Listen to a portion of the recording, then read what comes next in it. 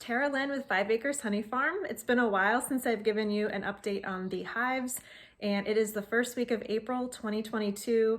I'm about to go check on them. All of my hives made it through the winter, and unfortunately one hive, literally on the cusp of the equinox, so right on the first day of spring, the queen had started to fail that week, and I decided to split that hive and see if she can make a go of it. And they had already started making new queen cells. So I left those new queen cells with the other half of the hive. Both hives were struggling and really weren't doing well. And their populations were so small, it didn't really make sense to combine them because there were so few bees left in both of those hives. So that's the only hive that didn't make it, but I had 5 going into the winter. And I came out with, I had 6 going into the winter, and I came out with 6, all the queens active. It's just that one queen just was not laying like she should. So right now I've got 3 hives I'm about to check here and kind of have a little bit of a surprise. The other 2 hives are not here.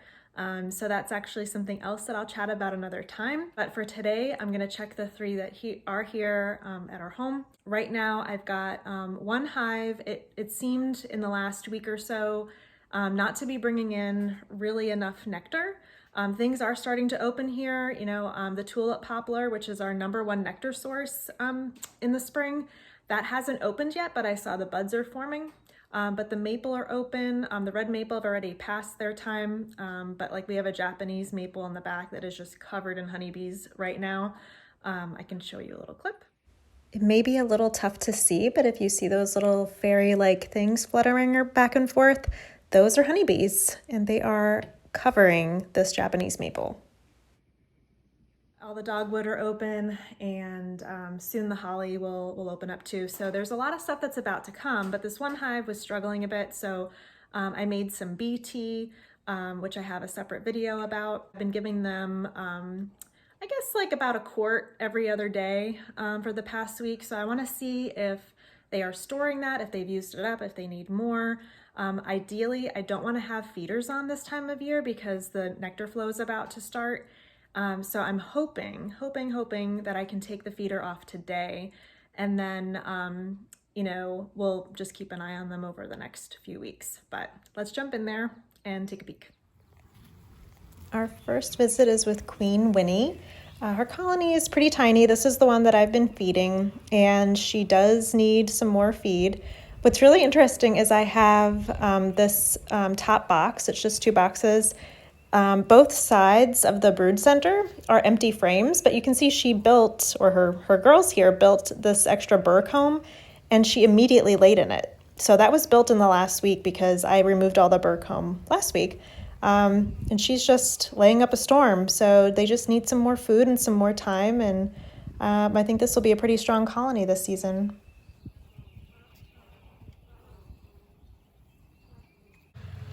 This is an even smaller colony. They had good food stores last time, so we'll see if this one does.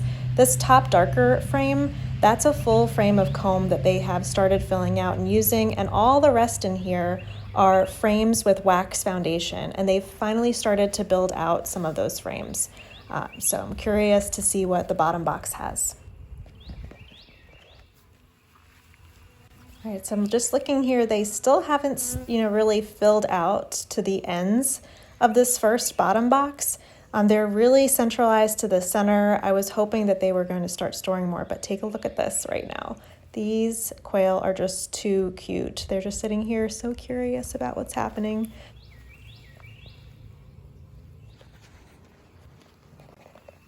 Here's Queen Uma. She is laying and laying and laying, so that's great, but this colony has no food, none. I need to feed them as well. All right, I'm in the last colony. This is my biggest one right now. That's Queen Tammy. This is the swarm that I caught almost a year ago. It was May of last year. And she has been laying more than I've ever seen in years from a queen. Every single frame is brood. The top box, they're starting to fill out, but all of these brood everywhere. So I just finished going through that last hive, and in that center box, there was an entire frame of drone brood. And in the bottom box, there was another full frame of drone brood.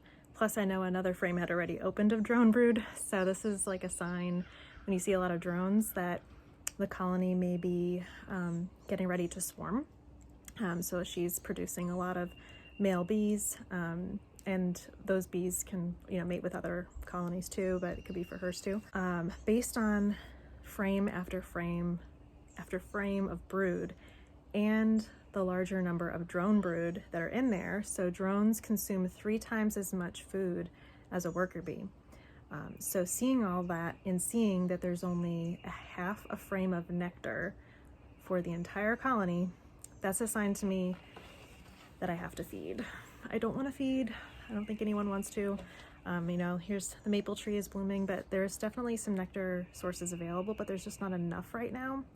So I've decided what I'm gonna do for the next few days and let them kind of rest for a bit, and I'll take a peek at them next week. And the other 2 hives that are smaller, they don't need as much nectar.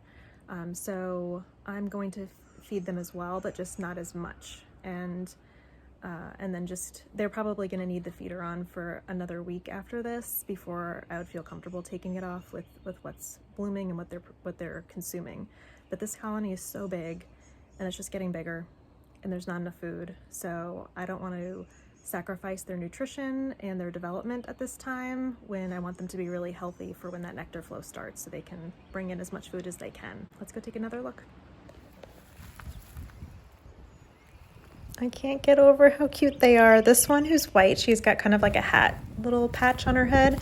I've been saving some of her eggs, and right now this is like the little love shack area. The white one coming out is a rooster, and then the one closer is a hen. So I'm saving their eggs, and the incubator starts next week. So I'll have some really adorable new quail to share in a few weeks.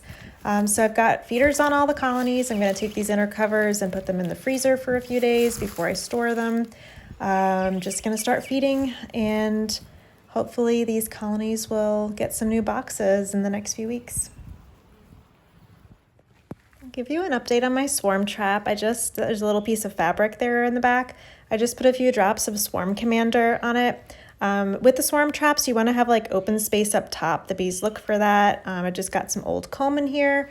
And you're probably wondering, here's the Swarm Commander, why do you have it on a rock? Like, swarm traps are supposed to be like at least 12 feet off the ground. Well, I had it here last year just for giggles, and I caught a swarm in it, so it worked. And I'm just gonna keep doing what works. And I eventually will put some, a trap up in the tree, but for now, this is what I've got. My lunch break hive inspection is over. I'm curious to learn how your hives are doing this spring, and even more curious if your hives are in North Carolina, if you're noticing as well that your colonies are eating up all of their nectar sources and are as hungry as mine are right now.